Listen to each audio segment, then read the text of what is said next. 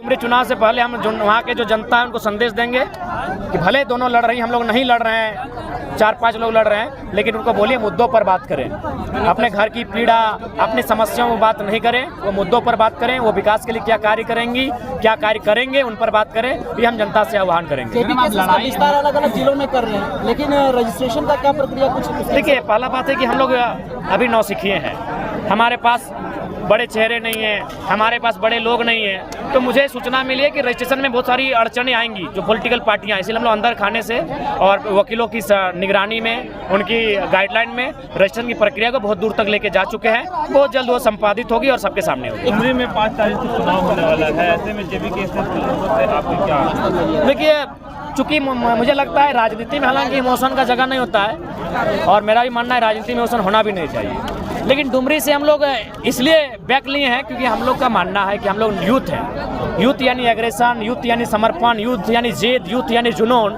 तो हम लोग एक ऐसी सीट से अपना शुरुआत नहीं करेंगे जो सीट किसी की मृत्यु के बाद खाली हुआ हो। अगर भ्रष्टाचार के मामले में आरोप होता और खाली होता हम लोग लड़ते हैं, और कोई मामला होता हम लोग लड़ते हैं। चूँकि मौत से खाली हुआ है, इसीलिए हम लोग अपने स्वाभिमान को, अपने सिद्धांत को ये बात समझा नहीं पा रहे हैं, और हम लोग स्वाभिमान, सिद्धांत और मानवता की राजनीति करेंगे।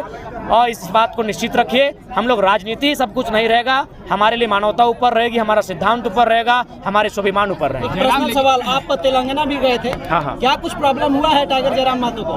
प्रॉब्लम है, बहुत सारी समस्याएं हैं, फिजिकली मेंटली बहुत सारी समस्याएं, लेकिन चूंकि मैं चाहता हूं कि अपनी समस्याओं को अपने भीतर रखें तो बेहतर होगा, क्योंकि जनता मुझे एक मजबूत, सार्वजनिक है, आप एक नहीं रह गए आप, क्योंकि इसलिए आप जनता के हैं। हम मानते हैं ये जो है सो सार्वजनिक करना गलत बात नहीं होगा। क्या प्रॉब्लम हो गया आपको? देखिए, मेरा प्रॉब्लम है कि जो 2 साल से कंटिन्यू एक सबका एक शेड्यूल होता है, सुबह 6 बजे 7 बजे के बीच उठना, मेरा 11 बजे रहा। सोने का टाइम होता है 11 से पहले, मेरा 2-3 रहा। यानी हमने समय को ही चैलेंज कर दिया, तो नुकसान होगा, आखिर हम भी तो इंसान हैं। तो उसी के कारण, और 2 साल से सफ़र होने के कारण सर में, गला में, सीना में और 3-4 जगह, 7 ऐसी जगह है जहाँ समस्याएं हैं, और उसी को लेकर गए थे। आवाज़ नेचुरल है, बाकी हमको भी बहुत बुरा फील हो रहा है। आज लेट से भी इसी कारण आया कि तबीयत खराब था। जयराम, आप रोड बनने के खिलाफ में हैं, खदानें खोलने के खिलाफ में हैं, इस तरह से जब आप विधानसभा में सुनकर आएंगे तो आप केंद्र सरकार से पहले ही लड़ चुके हैं और लड़ते रहेंगे, तो फिर झारखंड का विकास कैसे होगा? नहीं, देखिए, हम खिलाफ नहीं, हमने बार कहा विस्थापित कीजिए ना।